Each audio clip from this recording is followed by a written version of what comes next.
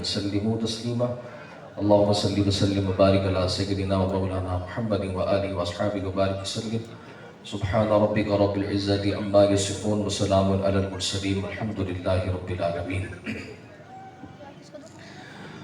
جتنی جوش سے نعرے لگائیں اللہ کرے اتنا جوش سے سن کر عمل بھی کریں، اللہ کرے، کیونکہ ہم عمل کے معاملے میں پرجوش ہو جائیں، یہی کامیابی ہے۔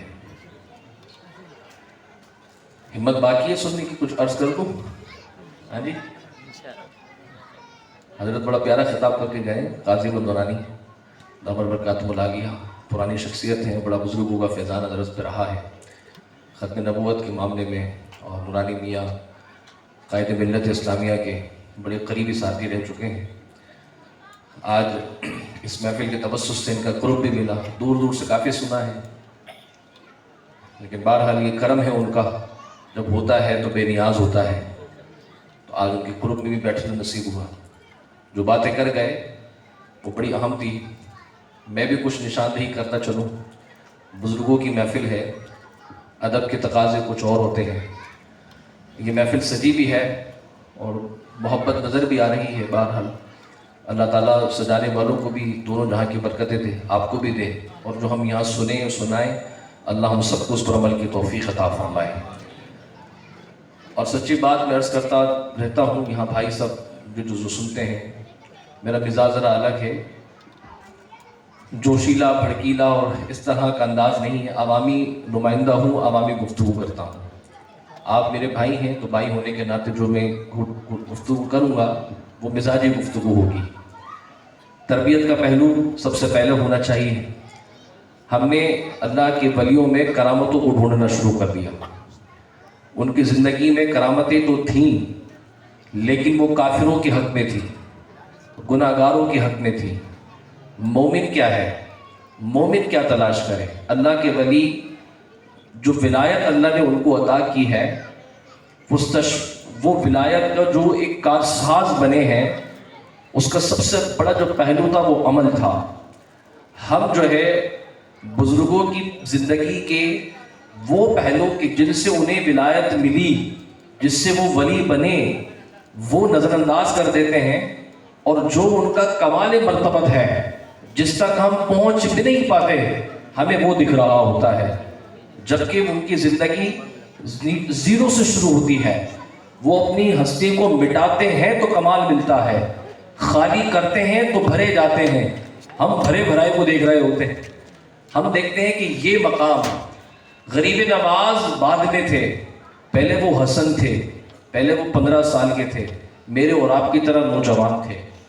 یہ زندگی 15 سال کی عمر سے طے کرتے کرتے جو 90 سال تک پہنچ گئی، اور 90 سال میں انتقال کے بعد جب لوگوں نے ان کی ولایت کا شہرہ عام کیا تو پتہ لگا یہ تو غریب نواز تھے۔ اب ہم غریب نواز کو دیکھ رہے ہیں، لیکن 15 سال سے چلتی ہوئی زندگی کا جو سفر ہے بیچ کا، وہ کہاں ہے؟ اس پر ہماری غور نہیں ہے، اس تربیت پر غور نہیں ہے کہ حسن نامی شخص کو غریب نواز بنانے میں کردار کیا تھا، اس سفر کو طے کیسے کیا، وہ راستے، وہ منازل، وہ مناقب کیا تھے کہ جو غریب نواز کو غریب نواز بنا گئے۔ سلطانوں میں ہند قرار دے دیا گیا، بڑے بڑے مہاراجا ہو اور راجاؤں کی جو ریاستیں تھیں جن کے قدموں کے آگے دھول ہو گئیں، ہم نے کبھی سوچا نہیں کہ ان کے کردار کا اور ان کے کردار کا عمل کیا تھا، کتنی انہوں نے محنتیں کی ہوں گی، ریاضتیں کی ہوں گی۔ کلام مجید میں سورہ فاتحہ کی جو آیت کا جز میں نے پڑھا، ہم یہ 5 وقت نماز میں پڑھتے ہیں، کبھی اس کا ترجمہ یاد کریں آپ، سورۃ الفاتحہ کا، پورے قرآن کا ناصر سورۃ فاتحہ کا یاد کر لیں، تاکہ جس وقت آپ نماز میں کھڑے ہوں تو آپ کو ترجمہ بھی یاد ہو، پڑھنے میں لطف آ رہا ہو۔ ہم کہتے ہیں اہدنا الصراط المستقیم، اے اللہ ہمیں سیدھے راستے پر چلا۔ دکھا تو دیا ہے، تبھی تو اللہ پر ایمان رکھتے ہیں، بات چلانے کی ہو رہی ہے، یا اللہ ہمیں سیدھے راستے پر چلا۔ اب سیدھا راستہ ہے کس کا؟ قرآن خود ہی اپنی آیت کی تفسیر کرتا ہے، صراط الذین انعمت علیہم، سیدھا راستہ انہی کا ہے جن پر اللہ نے انعام کیا ہے۔ جو اللہ کے انعام یافتہ لوگ ہیں ان کی پیروی کرنا، ان کے پیچھے چلنا، ان کی مطابقت کرنا، ان کی بات پہ عمل کرنا صراط مستقیم ہے۔ یہ صراط مستقیم۔ اچھا، اب انعام یافتہ لوگ کون ہیں؟ اب کیسے پہچانے کن کن لوگوں پر اللہ کا انعام ہوا ہے؟ اللہ کے کلام نے آگے ہی وضاحت کر دی انعام یافتہ لوگوں کی۔ قرآن فرماتا ہے وَأُولَٰئِكَ الَّذِينَ أَنْعَمَ اللَّهُ عَلَيْهِم مِّنَ النَّبِيِّينَ وَالصِّدِّيقِينَ وَالشُّهَدَاءِ وَالصَّالِحِينَ۔ اب انعام یافتہ لوگ وہ ہیں جو انبیاء ہیں، جو صدیق ہیں، جو شہداء ہیں، جو صالحین کی فہرست میں آتے ہیں۔ یہ اللہ کی طرف سے انعام یافتہ ہے۔ ان میں سے کسی ایک کی بھی پیروی کرو گے، راہ ہدایت تمہیں مل جائے گی، صراط مستقیم تمہیں مل جائے گا۔ اب اس سے پتہ لگا ڈائریکٹ جانے والا سوال وہ بیکار ہو گیا۔ جی ڈائریکٹ چلی جائیے، ڈائریکٹ اللہ کے پاس جانا ہے، تو اللہ تو ڈائریکٹ جانے کا بھی تمہیں حکم نہیں دیتا۔ تم نے کس کتاب سے اخذ کیا کہ ڈائریکٹ ہی جانا ہے؟ اللہ کہتا ہے ڈائریکٹ نہیں آؤ، میں نے ایک راستہ سمت دیا ہے، ایک راستہ بتایا ہے، اس راستے پر چلتے ہوئے آؤ، لیکن اس راستے پر اکیلے تھوڑی چلو گے۔ تمہاری رہنمائی کے لیے انعام یافتہ لوگ ہیں، جو نبی ہوں گے، جو شہداء ہوں گے، جو صدیق ہوں گے، جو صالحین ہوں گے۔ اب نبی تو تھے ہمارے، وہ تو وصال فرما گئے، شہداء جو تھے وہ اپنے حصے کا کام کر گئے، صدیق جو تھے جناب ابوبکر صدیق وہ بھی اپنے حصے کا کام کر گئے۔ صالحین کی فہرست تو قیامت تک رہے گی نا، کوئی نہ کوئی تو آئے گا جو اس معاشرے کے اندر برائی کا خاتمہ کرے گا، نیکی کا حکم دے گا، لوگوں کو راہ راست پر لے کے آئے گا، بھٹکے ہوئے کو راہ ہدایت دکھائے گا، جو اللہ کی راہ سے دور ہو چکے ہوں گے انہیں اللہ کی جانب لے کے جائے گا۔ جب تم اپنے معاشرے میں اپنے گرد ایسے انسان کو دیکھ لو جس کے ذکر سے خدا کی یاد آتی ہو، جس کی محفل سے اللہ کا ذکر ملتا ہو، جس کی محفل میں محبت رسول کی بات ہوتی ہو، تو اس کا دامن تھام لینا، جیسے جیسے وہ کہتا جائے ویسے ویسے عمل کرتے رہنا، خدا تک پہنچ جاؤ گے۔ یہ قرآن کا فلسفہ ہے، یہ قرآن کی داستان ہے۔ میں نے کوئی فقیری اور کسی مولوی کی بات نہیں بتائی، میں نے قرآن سے آپ کو بتایا کہ اہل اللہ کا معیار زندگی کیا ہوتا ہے، ہماری زندگی میں ان کا وقار کیا ہوتا ہے۔ اللہ والوں کا نام ایسے نہیں کہ ہم نے لیا، اس محفل سجائی اور بیٹھ گئے۔ خواجہ غریب نواز نے کچھ تو اپنی زندگی کے اندر کیا ہوگا کہ آج 800 سال کم و بیش گزر چکے ہیں، پھر بھی ان کا نام لیا جا رہا ہے۔ اس 800 سال میں سینکڑوں، ہزاروں، کروڑوں، اربوں لوگ آئے چلے گئے، ہمیں پتہ تک نہیں، قبروں کے نشان تک مٹ گئے، ہستیاں ختم ہو گئی، لیکن کیا بات ہے کہ 800 سال سے بھی غریب نواز کا نام لیا جا رہا ہے۔ آج بھی ان کے مزار پر مرجع خلائق آتی ہے۔ آج بھی پاکستان کے علاقے لیاقت آباد کے سی ایریا میں بیٹھ کر ہم غریب نواز کی محفل میں بیٹھے ہیں۔ کوئی تو وجہ ہوگی غریب نواز میں، کوئی تو بات ہوگی غریب نواز میں کہ اللہ نے ان کے نام کو آج بھی زندہ رکھا ہے۔ جب نام زندہ ہے تو ذات کتنی بڑی ہوگی۔ اب بعض لوگوں کو یہ بھی سمجھ نہیں آتا کہ بھئی اللہ کے ولی کو کیوں پکارتے ہو، کیونکہ اللہ کے ولی کو پکارنے کے بارے میں اللہ نے خود کہا ہے۔ جب اللہ خود پکار رہا ہے تو میں اور آپ کیوں نہ پکاریں؟ قرآن کہتا ہے فَاذْكُرُونِي أَذْكُرْكُمْ، تم میرا ذکر کرو۔ اللہ کہتا ہے تم میرا ذکر کرو، اذکرکم۔ اعلیٰ حضرت نے کہا میں تمہارا چرچا کروں گا۔ بعضوں نے ترجمہ پتہ ہے کیا کیا؟ تم میرا ذکر کرو، اللہ کہتا ہے اپنے بندوں سے تم میرا ذکر کرو، میں تمہارا ذکر کروں گا۔ اعلیٰ حضرت کہتے ہیں نہیں، بندہ اپنی حیثیت کے مطابق اللہ کا ذکر کرتا ہے، لیکن جس کا ذکر بارگاہ خدا بندی میں مقبول ہو جائے پھر وہ اللہ کا ذکر نہیں، اللہ اس کا چرچا کر دیتا ہے۔ تبھی تو 800 سال سے غریب نواز کا چرچا ہی ہوتا جا رہا ہے۔ کتنے لوگ ہیں مٹانے والے، نہ مٹ سکا نہ دب سکا، اونچا رہا میرے خواجہ کا جھنڈا، ہاں نہ مٹ سکا۔ کیوں؟ کیونکہ انہوں نے زندگی میں صرف اللہ اللہ کیا، اور اللہ کا وعدہ ہے جس نے اللہ اللہ کیا ہے اللہ نے اس کے نام کو، اس کے ذکر کو روشن کرنا ہے، اور اللہ نے کیا بھی ہے۔ اب جب اللہ ذکر کر رہا ہے کسی کی مجال مٹانے کی، ہے کسی کی مجال چھٹی والے کا ذکر ختم کرنے کی، تو ان کی ذات کریمہ میں برکت رکھی تھی اللہ نے۔ خواجہ غریب نواز نے بڑا سفر کیا ولایت کے معاملے میں۔ ایسے ہی آپ کو ولایت نہیں ملی، آپ بصرہ گئے، شام گئے، آپ مکہ مدینہ کا سفر طے کیا، آپ نے کوفہ کا سفر طے کیا، اور ہر مقام پہ کوئی نہ کوئی نصیحت کرنے والا اللہ کا ولی آپ کو ملا۔ 20 سال آپ نے اپنے پیر صاحب کے ساتھ گزارے۔ آپ سوچئے پیر نے اپنے مرید کی کیسی تربیت کی ہوگی، 20 سال گزارے ہیں آپ نے. اب اگر آپ 10-5 سال کسی موٹر مکینک کے استاد کے پاس لگا دیں نا تو آپ بھی استاد کے نام سے جانے جاتے ہیں, فلاں کا استاد ہوں, فلاں نے سے میں نے کام سیکھا ہے, فلاں سے میں نے کام جو ہے وہ حاصل کیا ہے. تو آپ اس کے نام پر اپنا لوہا منوا رہے ہوتے ہیں. وہ خواجہ غریب نواز نے 20 سال ولایت کے معاملے میں اپنے پیر کی خدمت کی ہے. کتنا کچھ اللہ کے ولی کو ملا ہوگا. اور حتیٰ کہ 20 سال خدمت کا نتیجہ یہ ملا کہ جب پیر صاحب مکہ مدینہ گئے بھی تو مرید کو ساتھ لے کے گئے. اور پہلی مرتبہ غریب نواز نے حاضری بھی دی ہے تو پیر صاحب کے ساتھ مدینے میں حاضری دی ہے. کتنا بڑا وقار تھا کہ ایک پیر اپنے مرید کو لے کے جا رہا. وہاں سے پھر اشارہ ہوا کہ معین الدین کو یہاں بھیج دو, تم اپنی جگہ نکل جاؤ. یہ معین الدین ہے. پھر آپ مکہ مدینہ سے ہوتے ہوئے لاہور رکے اور لاہور میں بڑی عالی شان جگہ, درس گاہ, علم و فیضان کا مرکز, داتا علی اجمیری رحمۃ اللہ تعالی علیہ کا مزار. اللہ اکبر. خواجہ غریب نواز دور صحیح لیکن آپ نے جن سے اقتضاب فیض کیا ہے وہ ہمارے بڑے قریب ہیں. داتا علی اجمیری تو غوث اعظم سے بھی پہلے کے ہیں. آپ جنیدی سلسلے سے تعلق رکھتے ہیں اور اتنا کمال و مرتبت بزرگوں کی کتابوں میں لکھا ہے کہ غوث پاک تمنا کرتے تھے کہ اگر میں نے اپنی زندگی میں ان کو پایا ہوتا تو میں ان کا مرید بنتا. جب غریب نواز نے سینکڑوں مزارات پہ حاضری دی, بالمشافہ کئی ولیوں سے آپ نے اکتساب فیض کیا, لیکن کیا بات تھی کہ داتا کے قدموں میں بیٹھ کر کچھ الگ ہی رنگ ملا. اور جاتے ہوئے خاموشی سے نہیں گئے بلکہ قیامت تک کے لوگوں کو سمجھا کے گئے کہ جس کی بارگاہ سے ہو کے جا رہا ہوں اس کا مقام یہ ہے جو میں نے کہہ دیا ہے. گنج بخش فیض عالم مظہر نور خدا, ناقصارا پیل کامل کامل اعلی رہنما. آج بھی جب ان کے مزار پہ حاضری دی جاتی ہے غریب نواز کے بڑے بڑے الفاظ میں, جلی لفظوں میں یہ شعر لکھا ہے کہ یہ ایسے کامل پیر کا مزار ہے کہ کوئی کھوٹا سکہ بھی آتا ہے اتنا پا کے جاتا ہے اس کا بھی چلن ہو جاتا ہے, اس کا بھی نام بڑا ہو جاتا ہے. تو آپ سوچئے کہ یہ ایک دربار کی بات تھی. غریب نواز نے سینکڑوں اللہ کی ولیوں سے بالمشافہ ملاقات کی. آپ کہتے ہیں کہ ایک مرتبہ شام کے کسی ولی اللہ کے بارے میں مجھے پتہ لگا, میں ان کی زیارت کی نہیں چلا گیا. پتہ معلوم ہوا کہ غار کے اندر موجود ہیں.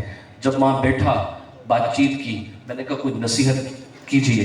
تو آپ کہتے کہ میں اس غار کے اندر 20 سال سے ہوں, اب یہاں سے نکل نہیں پاتا, یہی پر ہی رہتا ہوں. آپ نے کہا اسی کیا وجہ ہے, دنیا کو چھوڑ کر یہاں موجود ہیں. کہتے ہیں ایک مرتبہ بازار سے گزر رہا تھا. اگر کوئی تاجر ہے نا تو ذرا غور سے سنیے گا. وہ کہتے ہیں کہ بازار سے گزر رہا تھا تو میرے ساتھ ہی ایک شخص کھڑا تھا جو کہ تاجر تھا اور وہ اپنے گھاک سے بدتمیزی کر رہا تھا, بازاری زبان استعمال کر رہا تھا, اپنے گھاک کو جو ہے وہ گالیاں دے رہا تھا. میں سنتا ہوا گزر گیا. جیسے ہی گزرا تو مجھے غیب سے آواز آئی, کیا تو نے میرے بندے کو جو ہے غلط بات کرتا ہوا نہیں دیکھا؟ اگر تو چاہتا تو نصیحت کرتا تو برائی سے باز آ جاتا.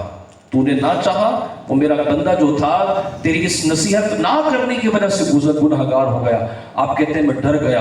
پھر میں اس ڈر سے کبھی باہر ہی نہیں نکلا کہ نہ جانے باہر نکلوں گا پھر کوئی برائی کرتا نظر آئے گا, نہ نصیحت کی تو اللہ مجھ سے ناراض نہ ہو جائے. اس ڈر سے میں غار کے اندر قید رہتا ہوں.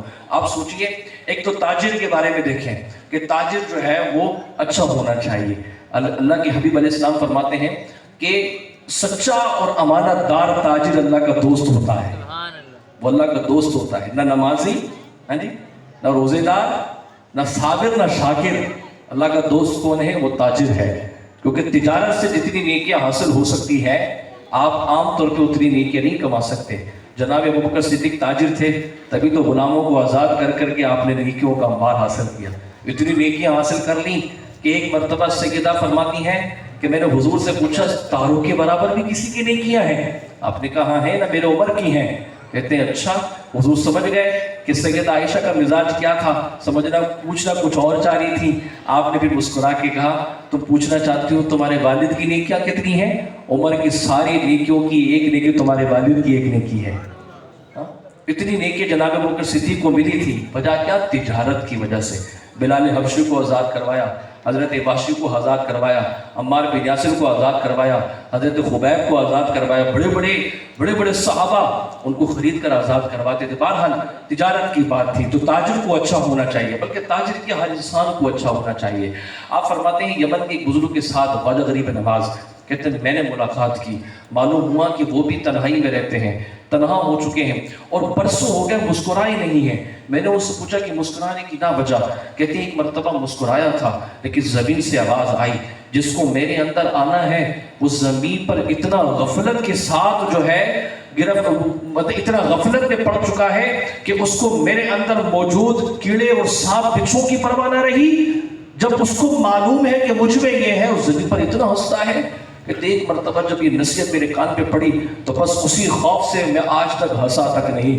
غریب نواز نے کیا لگتا ہے یہ نصیحتیں سن کے ہماری طرح ایک کان سے سن کے دوسری کان سے نکالی ہوگی؟ غریب نواز نے جب یہ نصیحتیں سنی ہوں گی تو آپ پر کیا گزری ہوگی؟ آپ نے کس قدر ان نصیحتوں پہ عمل کیا ہوگا؟ ہم کیا کرتے ہیں؟ ہمیں ولایت کے نام پہ چکا چوند چاہیے۔ میں سچ بتا رہا ہوں، جب تک مولوی صاحب غریب نواز یا غوث پاک کی کرامت نہ سناتے ہم کہتے جی محفل کا مزہ نہیں آیا۔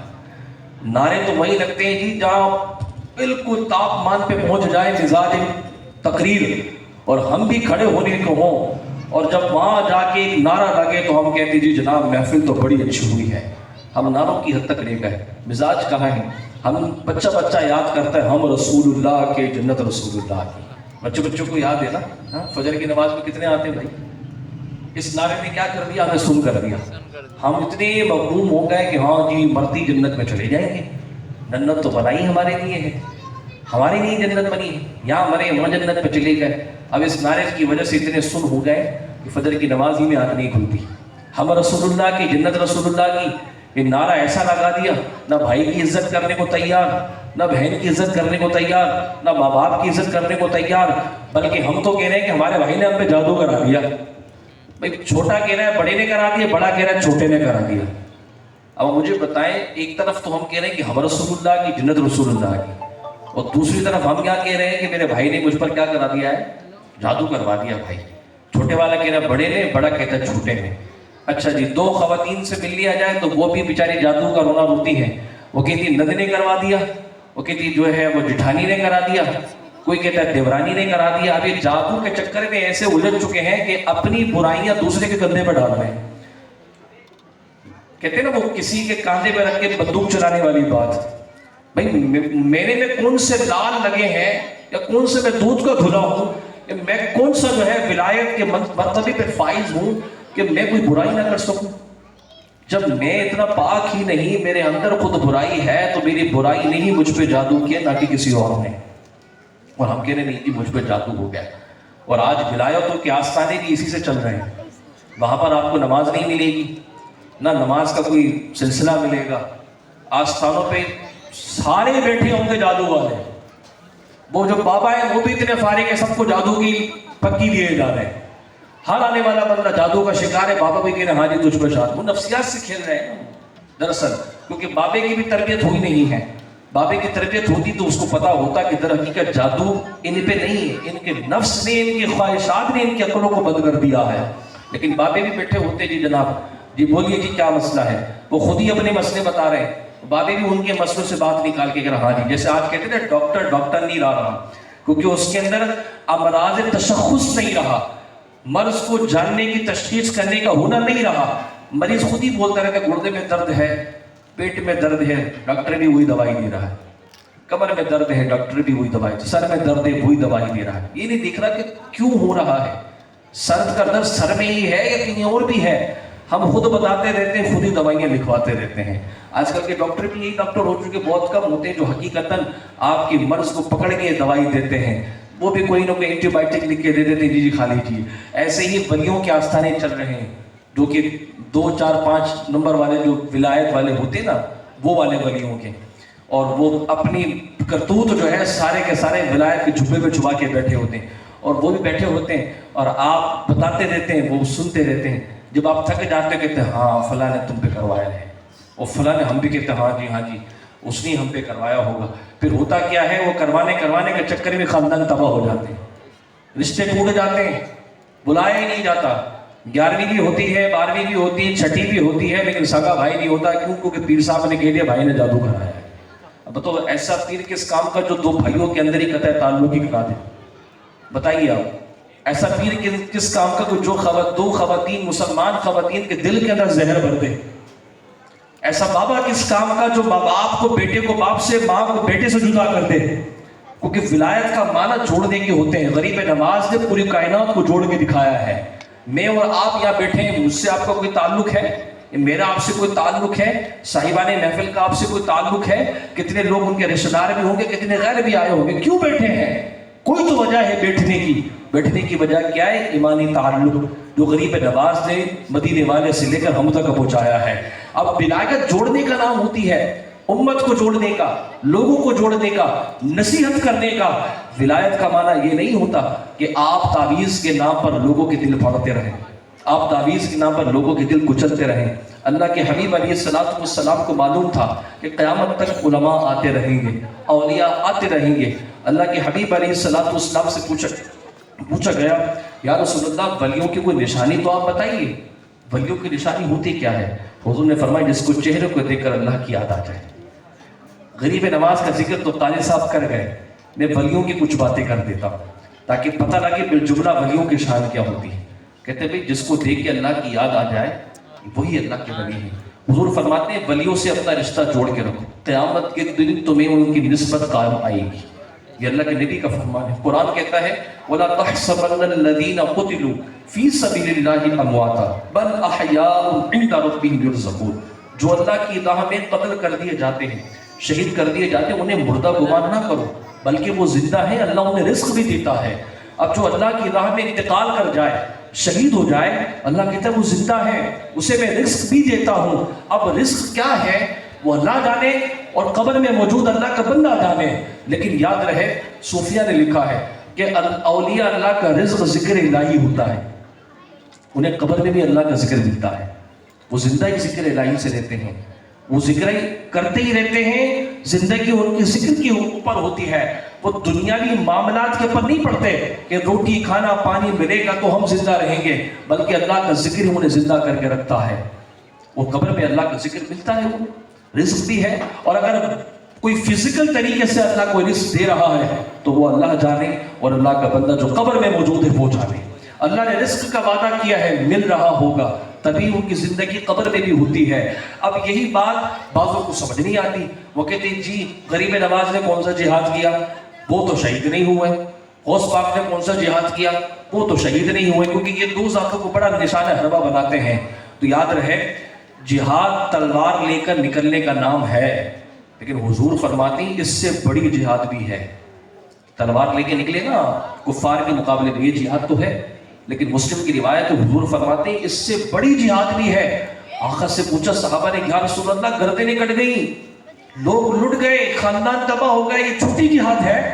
حضور بڑی جہاد کیا ہے؟ آقا علیہ السلام فرماتے اپنے نفس کے خلاف کھڑے ہونا، اپنے نفس کے خلاف جانا، یہ بڑی جہاد ہوتی ہے۔ خواہشات کے خلاف نکل پڑنا یہ بڑی جہاد ہوتی ہے۔ اب غریب نواز نے زندگی بھر کیا کیا ہے؟ اپنی خواہشات کو تو مارا ہے، اپنے نفس کو مارا ہے، تو کیا جہاد نہیں کیا؟ اور اسی اسنا میں اگر دنیا سے چلے گئے تو آپ مجاہد ہیں یا نہیں؟ جہاد ہوا، مجاہد ہوئے، شہید ہوئے۔ قرآن کیا کہتا ہے؟ زندہ ہے جو زندہ ہوئے۔ غوث پاک نے کیا کیا ہے؟ زندگی پر جہاد کیا اپنے نفس سے، اپنے خواہش سے۔ ہمیں کچھ چاہیے ہوتا ہے فوراً حاصل کر لیتے ہیں۔ مرغ مسلم کھانے، زبان کے اندر مرچی کا ایک چسکا چاہیے تو ہم بازار جاتے خرید کے کھا لیتے ہیں، گھر میں لے کے آتے پکوا کے کھا لیتے ہیں، کیونکہ ہماری خواہش تھی، کھا لیا ہم نے۔ کہتے بھئی کما کس نے رہے، اور اپنے آپ کو یہ دعویٰ کر کے تسلی دے کے کھا لیتے ہیں۔ وہ اس بات فرماتے کہ 20 سال تک بوٹی کو ہاتھ نہیں لگایا تھا، کیونکہ میں نے مجاہدات کے راستے میں چل پڑا تھا، دل نے کہا گوشت کھانا ہے، میں نے نہیں کھایا۔ 20 سال گزر گئے، ایک دن خواہش ہوئی کہ اب تو بوٹی کھائی ہوں، اب تو بہت وقت ہو گیا۔ جیسی بوٹی کو اپنے قریب لے کے گئے، غوث اعظم رضی اللہ تعالیٰ عنہ سے بوٹی بولنے لگی، عبدالقادر بالآخر 20 سال لگے ضرور، لیکن تو میرے آگے ہار ضرور گیا ہے۔ آپ کہتے ہیں بس وہ بات تھی، اسی وقت میں نے وہ بوٹی زمین پر رکھ دی۔ میں نے کہا اب نہیں کھانا، اب نہیں کھانا۔ اب دیکھیں اللہ کو راضی کرنے میں وقت گزر گیا۔ کہتے ہیں کہ اللہ تبارک و تعالیٰ مجھے قسم دیا کرتا تھا، اتنی مجاہدات کرتا کہ پورا سال 8 6 مہینے ہو جاتے، نہ کھاتا نہ پیتا۔ اللہ قسم دیتا عبدالقادر تجھے میری قسم تو کھا کے پھر تب میں کھایا کرتا تھا۔ اعلیٰ حضرت اتنے قسمیں دے دے کے کھلاتا ہے پلاتا ہے تجھے، پیارا اللہ تیرا چاہنے والا تیرا. کتنی مشکل آتی نا. اور آپ کو میں ایک واقعہ بتاؤں, جب غریب نواز کا وصال ہوا تھا نا تو آپ نے جبہ پہنا ہوا تھا, تن پر ایک جبہ پہنا تھا. اس تن سے جب وہ جبے کو اتارا گیا غسل دینے کے لیے, کفنانے کے لیے, جب اس کا وزن کیا تو پتہ لگا یہ 90 کلو کا ہے. وہ جبہ جو تھا کتنے کلو کا تھا؟ 90 کلو کا. اب وجہ کیا تھی؟ کہتی اتنے پیبند لگے ہوئے تھے کہ پیبند کی وزنوں سے 90 کلو کا بن گیا.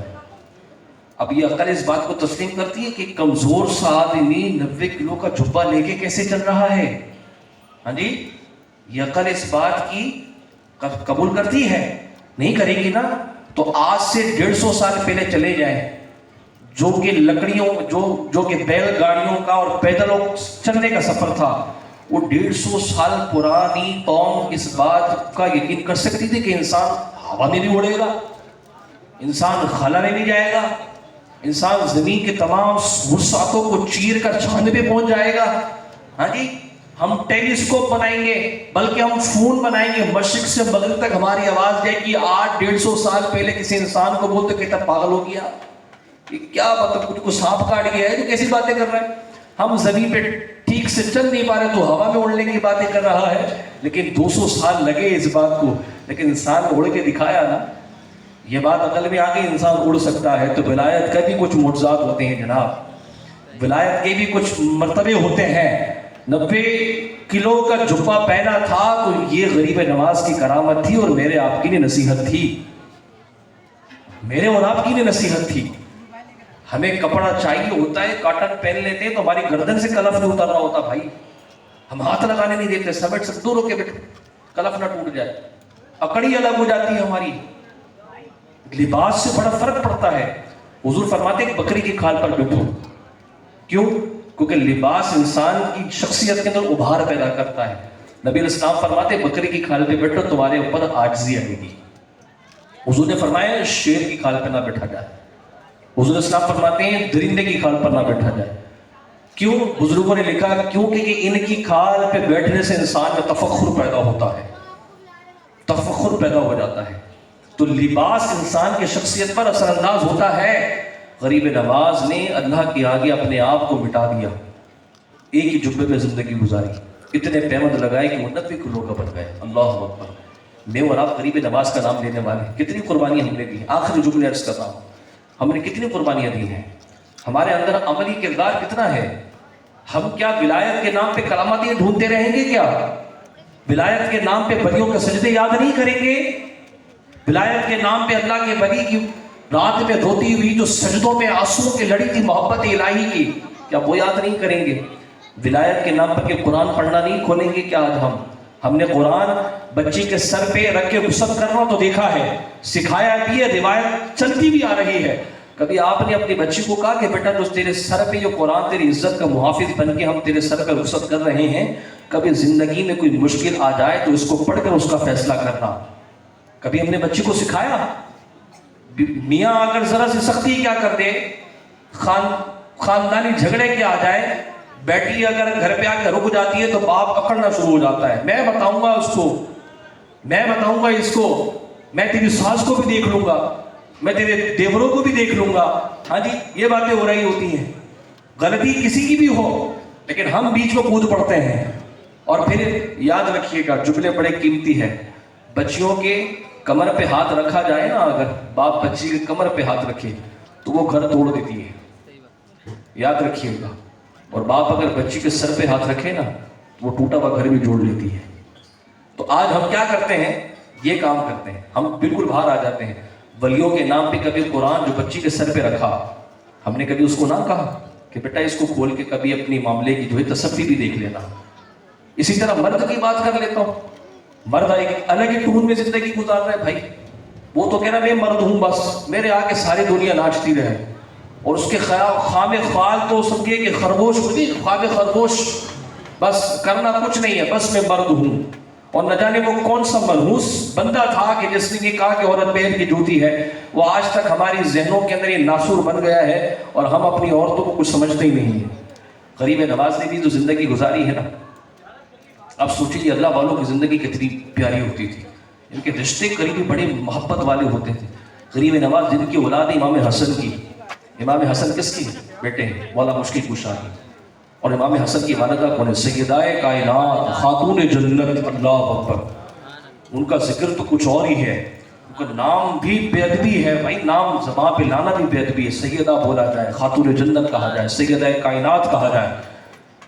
ڈاکٹر اقبال فرماتے ہیں کہ سیدہ نے رات کو سوتے میں، رات کو نماز میں اللہ کی محبت میں جو آنسو گرائے ہیں نا، اگر ان آنسوؤں کو عرش معلیٰ پہ ڈال دیا جائے تو عرش کی چمک اور اللہ بلند کر دے. وہ سیدہ کائنات امام حسن کی والدہ غریب نواز حسنی سید ہیں. اور آپ دیکھیں ان کے جد اعلیٰ کا کردار یہ تھا. بچے پڑ گئے بیمار، حسن و حسین رضی اللہ تعالی عنہما. ماں بھی بڑی پیاری تھی، باپ بھی تو تھے ہی پیارے حیدر کرات سے. ہمارے یہاں بچے اگر بیمار پڑ چلے جی بیمار تو چھوڑیں، اگر کسی عورت کے یہاں بچہ نہ ہو رہا ہو تو ساس منت مانتی ہے، بھئی میرے ہاں بیٹا ہوگا، پوتا ہوگا تو میں جو ہے اس کا کان چھدوا دوں گی. اب اگر پوتا ہوگا تو بال بڑے کروا دوں گی، پوتا ہوگا تو ہاتھ میں کڑا ڈلوا دوں گی، پوتا ہو جائے تو امام حسین کا فقیر بناؤں گی، پوتا ہو جائے تو محرم کے 10 دنوں میں زندگی بھر پوتے کو ننگے پاؤں پھرواؤں گی. یہ ایسی عجیب و غریب آپ نے منتیں دیکھی ہیں نا، یہ ہمارے یہاں کی منتیں ہیں. اور جن کے نام پہ ہم ولایت کے معاملات طے کرتے ہیں ان کی منتیں دیکھی ہیں. سیدہ کے دونوں شہزادے بیمار پڑ گئے. اب سیدہ اللہ اکبر مولا علی اور سیدہ دونوں نے منت مانی، اے اللہ بچوں کو ٹھیک کر دے، تیرے بارگاہ میں 3 روزے رکھیں گے.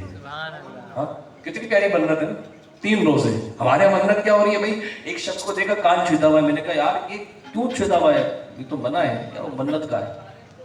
آج کل فیشن بھی بن گیا ہے. وہ ٹک ٹاکر جتنے آ چکے ہیں یہ عجیب و غریب قسم کے جو کرتب دکھا رہے ہیں، ان کو تو منت کے نام پہ کان چھدوانے میں مزہ آنے لگا ہے. تو بہرحال وہ پھر وہ اب سید دینے کا 3 روزے ہم رکھیں گے. اب روزے رکھنے کا انداز دیکھیے. پہلا دن تو روزہ، بچے ٹھیک ہو گئے، پہلے دن کا روزہ رکھا. اب ان کے دسترخوان کی بھی رونق ہماری طرح تھوڑی ہوتی تھی. ہم روزہ رکھیں، پکوڑے نہ ملیں. ابھی رمضان آ رہے ہیں نا، دیکھیے گا پھر آپ فیسٹیول کی طرح مناتے ہیں ہم رمضان. فیسٹیول، یہ ہمارا فیسٹیول ہے، یہ ہمارا جو ہے کلچر ہے، مسلم کلچر ہے. اور کیا کچھ ہم عورتوں کو تھکا دیتے ہیں. یہ بھی پکا لو، یہ بھی، وہ بیچاری کا بھی روزہ ہے بھائی، وہ بھی صبح سے اٹھی ہوئی ہے، اس نے سحری پکائی، تمہیں کھلائی، اور اس کے بعد پھر اس کو صحیح سے آرام نہیں ملا، بچوں کو اسکول بھیج دیا. آپ تو سو رہے کہ روزہ رکھ کے کہ میرا روزہ ہے، دکان پہ بھی جانا ہے، کام پہ بھی جانا ہے. یہ بیچاری اٹھی تھی، اس نے آپ کو بھی اٹھایا، پورے خاندان کو سحری کروائی. اگر کپڑے دھونے کی بھاری ہو تو روزے میں کپڑے بھی دھو رہی ہے. اچھا اس کے بعد کب دھوتے دھلاتے بعد نکل گئی، اور خدا نہ خواستہ کسی مرد کا روزہ نہیں تو دوپہر میں اس روزے دار خاتون اس کے لیے پکا بھی رہی ہے. اسی اسلام میں پھر سحری کا افطار کا وقت ہو جاتا ہے. پھر جو لگتی ہیں گھر کی خواتین وہ بھیا لگی رہتی ہیں. اس پر بھی اگر دسترخوان پہ کچھ نہ ملے تو میں مرد ہوں، میں بگڑ جاؤں گا، نہیں مجھے یہ نہیں ملا. وہ بھی تو اللہ کی بندی تھی، بیچاری لگی ہوئی ہے. عید پہ سب کی نے تحفے آ رہے ہوتے، لیکن کبھی گھر کی خواتین کو بھی تمہارا شکریہ بھائی، تم نے سحری افطاری اچھی کروا دی، نہیں تو ہم بھوکے مر جاتے ہیں. ہاں جی، محبت کی بات عرض کرتا ہوں میں. بہرحال اب ان کے گھر کی رونق کچھ اور ہی ہوتا تھا. تھوڑا بہت تھا اپنے پاس رکھا، سارا دن روزے سے تھے دونوں. حضرت مولا مشکل کشا بھی سیدہ بھی گھر میں جو رکھا ہوا تھا سامنے تھا. روزہ کھولنے کی باری آئی تو دستک ہو گئی. پتہ لگا کوئی آواز دے رہا ہے کہ میں فقیر ہوں، اللہ کے نام پہ کچھ دے دو. جو گھر میں رکھا تھا افطار کے لیے وہی اٹھا کے دے دیا، پانی سے روزہ کھول دیا. اگلا روزہ بھی رکھنا تھا، 3 روزے تھے. 3 روزے کے بعد دوسرا روزہ آیا پہلے کے بعد. بیٹھ گئے افطار میں. پھر جو گھر میں رکھا تھا سامنے رکھا. پھر دستک ہو گئی، کہا میں قیدی ہوں، ابھی رہا ہوا ہوں، کھانے کو کچھ چاہیے. جو افطار میں بچا کچا تھا رکھا تھا وہ اٹھا کے پھر دے دیا. وہ بھی پھر دوسرے دن کی افطار بھی پانی سے ہو گئی. تیسرے دن آیا، روزہ رکھا، پھر کچھ رکھا تھا، دستک ہو گئی. پھر پتہ لگا کوئی مانگنے والا اللہ کا بندہ مانگ رہا ہے، بھوکا ہے، آپ نے وہ بھی خراب کر دیا. تینوں روزے ایسے ہی دونوں نے کھولے. کچھ کھانے کو افطار میں نہ تھا سوائے پانی کے. اللہ کو یہ ادا اتنی پسند آئی، قرآن کی آیت نازل کر دی، وَيُطْعِمُونَ الطَّعَامَ عَلَىٰ حُبِّهِ مِسْكِينًا وَيَتِيمًا وَأَسِيرًا. یہ کتنے پیارے لوگ ہیں جو یتیم، مسکین، اسیر کو کھانا کھلاتے ہیں. یہ ان دونوں کے حق میں اللہ نے نازل کی ہے. اب دیکھیں ان کا کردار کیا ہے. غریب نواز کے جد اعلیٰ ان کی والدہ حضرت سیدہ خاتون جنت، ان کے والد مولا مشکل کشا، ان کا کیا کردار ہے؟ اور ہم جن کے نام پہ نعرے لگاتے ہیں، ابھی علی کا نام لو بھائی 10-15 ہاتھ ایسے اٹھیں گے، نعرہ حیدری پر تو مت پوچھے کیا ہوگا۔ ایمان کہاں ہے؟ ایمان کی حرارت کدھر ہے؟ ایمان کی چمک کہاں ہے؟ ارے آپ فجر کی نماز میں آنکھ نہیں کھلتی نا آپ کی، آپ اٹھ کے آنکھ کھول کے نعرے علی کا نعرہ لگائی اور پھر اللہ کے گھر پہ نماز ادا کرنے آئے، تب نعرے کا حق ادا ہوگا کہ ہاں جی میں نے نعرہ علی کا لگا کے جو ہے وہ نماز فجر کی ادا کرنے آیا ہوں۔ عمل کچھ نہیں، کردار کچھ نہیں، پتہ نہیں کس مزاج میں ہم زندگی گزار رہے ہیں، عمل کی طرف آنا ہے۔ ولیوں کا معنی صرف کرامتیں نہیں ہے، ولایت کا معنی اللہ کی محبت ہے، انہوں نے زندگی بھر اللہ کی محبت کی ہے۔ ہم نے اللہ کے بندوں کے دل پھاڑ دیے ہیں، ہم کیا اللہ کی بات کر رہے ہیں؟ ہمارے گھروں میں تقریبیں ہوتی ہیں، سارا جہاں آتا ہے، سگا بھائی نہیں آتا، سگی بہن نہیں آتی، کیوں بھائی؟ میرے اس سے ناراضگی ہے۔ آپ بتائیے، آپ کے گھر سے لنگر دنیا کھا کے جا رہی ہے، لیکن آپ کے گھر کے کھانے سے آپ کا بھائی شریک نہ ہو، آپ کے گھر کے کھانے میں آپ کی بہن شریک نہ ہو، تو بتائیں ایسے لنگر کا فائدہ کیا؟ ایسی عرس کا فائدہ کیا؟ ایسے میلاد کا فائدہ کیا؟ کہ آپ نبی کے نام پر میلاد تو سجائیں، لیکن آپ کے رشتہ دار ہی آپ کی میلاد میں نہ آئیں۔ اللہ کے نبی تو وہ ہیں، حضور فرماتے صلہ رحمی کرو، اللہ تمہاری عمر کو بڑھا دے گا۔ آج ہماری عمریں کم ہو گئی، برکت ختم ہو گئی، کیوں؟ کیونکہ ہم نے صلہ رحمی کرنا چھوڑ دیا ہے۔ بزرگوں نے یہاں تک لکھا ہے، اگر تمہارے گھر کی کھانے کی خوشبو پڑوسی کے گھر میں جا رہی ہے نا، اب اس کھانے میں پڑوسی کا بھی حق ہے۔ سوچیے اب آپ، ہمارا یہ مزاج ہی ختم ہو گیا ہے، ہم تو چھپا چھپا کے رکھ رہے ہوتے۔ میں کہہ رہا ہوں بڑے سکے بھائی سے ہم نہیں بنا رہے تو پڑوسی کے دور کی بات ہے۔ میں اپنے گھر کا کچرا پڑوسی کے گیٹ پر کراؤں اور مجھے برا بھی نہیں لگ رہا، وہ مجھے کہہ بھی رہا ہے کہ بھائی نہیں کرو ایسا، لیکن میں جان بوجھ کے رکھ رہا ہوں۔ اب سوچے جس کے دل میں بھائی کی محبت نہ ہو، پڑوسی کا حق کیا ادا کرے گا؟ اور اتنے حقوق پڑوسیوں کے، حضرت سیدنا ابو ہریرہ فرماتے ہیں کہ پڑوسیوں کی حق میں اتنی حدیثیں آئیں، اتنی حدیثیں، ہم ڈر گئے کہیں ایسا نہ ہو کہ رسول اللہ صلی اللہ علیہ وسلم وراثت میں پڑوسی کا حق ڈال دیں۔ کتنے حقوق کے پڑوسیوں کی آپ سمجھیے، اور ہمارا پڑوسی ہم سے جو ہے وہ راضی نہیں ہے، زبان گندی، مزاج گندا، سامنے والے سے بات کریں تو ہم کاٹنے کو دوڑتا ہے، ہم ڈبل ترم خواہ بن رہے ہوتے ہیں، اور پھر جو ہے ہم ہی اسی محلے کے اندر کہیں کہ غریب نواز کا عرس ہے، دنیا آ رہی ہے، آپ کا پڑوس نہیں آ رہا، آپ نے پڑوسی کے حق ادا ہی نہیں کر پا رہے۔ خدا را ولایت کے نام پر عمل کی طرف آ جائے، عمل سے زندگی بنتی ہے، عمل ہی ساری کامیابیوں کی جڑ ہے۔ قرآن فرماتے، قرآن میں اللہ نے فرمایا والعصر، زمانے کی قسم، ان الانسان لفی خسر، سارے کے سارے انسان کیا ہیں؟ خسارے میں ہیں۔ فائدہ کس کا؟ الا الذین آمنوا وعملوا الصالحات، ماں سوائے اس کے جو ایمان لایا اور نیک اعمال کیے۔ آپ کو آخری جملے میں عرض کروں گا، بس اس کے بعد اختتامی محفل ہے۔ ترکی کے اندر، اب موجودہ نام ترکیہ ہے، بھیانک خیز منظر تھا، قیامت خیز منظر ہے، ہزاروں گھر زمین بوس ہو گئے، فلک بوس عمارتیں زمین بوس ہو گئی۔ ابھی رپورٹ پڑھ کے آئے ہوں کچھ دیر پہلے، کہہ رہے 23,000 لوگ میں اجل بن چکے۔ شام کی سرحدوں پر زلزلہ ہوا، کم و بیش 4500 کے لگ بھگ شام کے اندر لوگ انتقال کر گئے۔ آپ سمجھیے یہ زلزلہ کراچی میں بھی آ سکتا تھا، پاکستان میں بھی آ سکتا تھا۔ ابھی میں شام میں طبرانی شریف کا مطالعہ کر رہا تھا، امام طبرانی نے جو حدیث پاک نقل کی، حضرت انس بن مالک فرماتے ہیں کہ رسول اللہ صلی اللہ علیہ وسلم کے زمانے مبارکہ میں ایک بات پر بحث ہو رہی تھی۔ وہ بات یہ تھی کہ حضور نے فرمایا تھا کہ مشرق میں زلزلوں سے زمین دھس جائے گی۔ اس میں صحابہ نے عرض کی یا رسول اللہ کیا مسلمان بھی دھسا دیے جائیں گے؟ اللہ کے نبی نے فرمایا ہاں، جب ان میں فسق و فجور بڑھ جائے وہ بھی دھسا دیے جائیں گے۔ اب دیکھیں ترکی میں کیا ہوتا ہے، میں کوئی فتویٰ نہیں لگا رہا، فسق و فجور کی بات کیا ہے، میں کوئی بات نہیں کر رہا، اللہ کے نبی کا فرمان سچا ہے۔ جب مسلمان بھی اللہ کے عذاب کے پکڑ میں آ سکتے ہیں تو کوئی تو خرابی تھی نا۔ اور ترکیہ کے حال آپ جانتے ہیں، استنبول کا حال برا تھا، بظاہر اسلامی کنٹری ہے لیکن آپ وہاں چلے جائیں تو آپ کسی یورپ سے کم نہیں لگے گا۔ ان کے اندر نام تو مسلمانوں والے تھے، کردار نہیں تھا۔ اللہ نے چلو ان کی پکڑ کی، لیکن میری اور آپ کی لیے نصیحت ہے، ہم اپنے بچوں کو کلیجے سے لگا رہے ہیں، وہاں کتنی ماؤں نے اپنے بچوں کو قربان کر دیا، کتنے بچے کے سروں سے باپ کا سایہ اٹھ گیا، ماں کا سایہ اٹھ گیا۔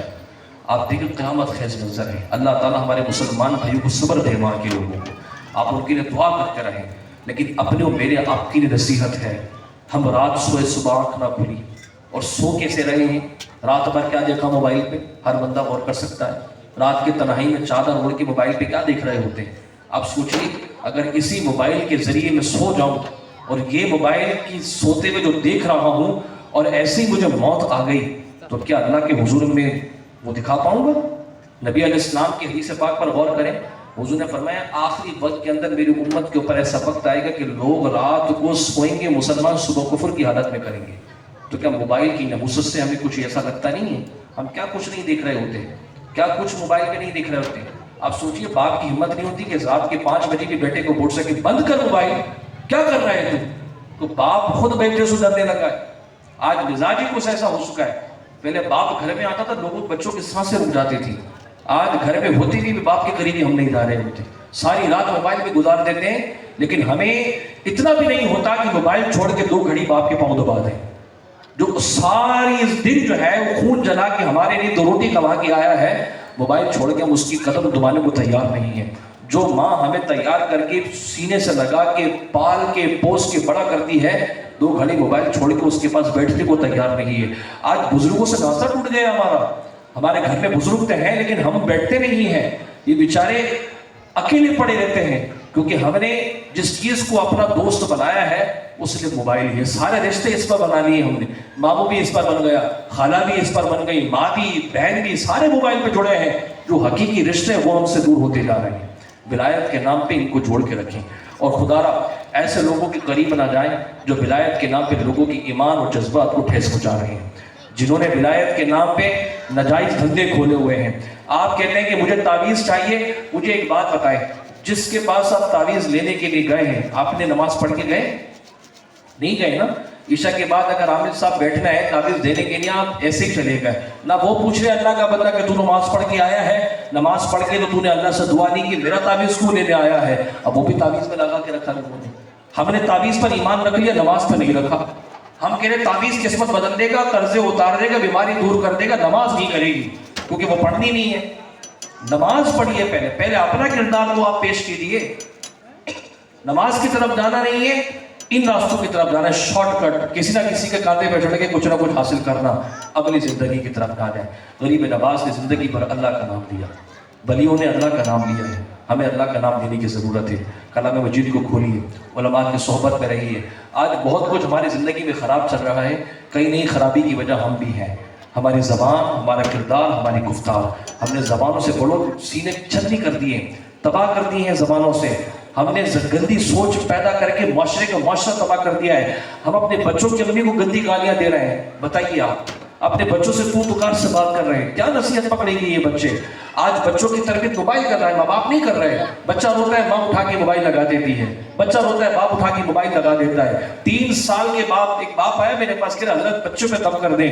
3 سال کا بیٹا ہے میرا, موبائل نہیں چھوڑتا. میں نے کہا پھر تو دم کی ضرورت آپ کو ہونی چاہیے کہ آپ نے 3 سال کے بچوں کو اتنا جری بنا دیا ہے کہ وہ موبائل نہیں چھوڑ رہا. وہ باپ کی نہیں سننا, دم میں کیا تاثیر ہوگی؟ آپ کو پہلے اتنا مضبوط ہونا چاہیے تھا کہ آپ کے بیٹے کے ہاتھ میں موبائل آتا ہی. آج سائنس بھی کہتی ہے کہ 7 سال اور 6 سال سے کم کے بچوں کی جو آنکھیں ہوتی ہیں وہ بڑی کمزور ہوتی ہیں. موبائل ان کی آنکھوں کو خراب کر دیتا ہے. ہم نے پیدا ہوتی بچوں کو موبائل دکھانا شروع کر دیا. موبائل نے ایسا ذہنوں کو جکڑ دیا ہے کہ آج موبائل کی دنیا میں گھوم رہے ہیں. کچھ اچھا دکھائیں, اچھا سنائیں, اچھی تربیت کریں. اللہ سے دعا کرتے ہیں باری اللہ ہم سب کو ولی اللہ کی برکات بھی عطا فرمائے اور عمل کی طرف ہم سب کو لے جانا نصیب فرمائے. وآخر دعوانا الحمدللہ رب العالمین. ماشاءاللہ, یہ تھے حضرت علامہ مولانا مفتی عادل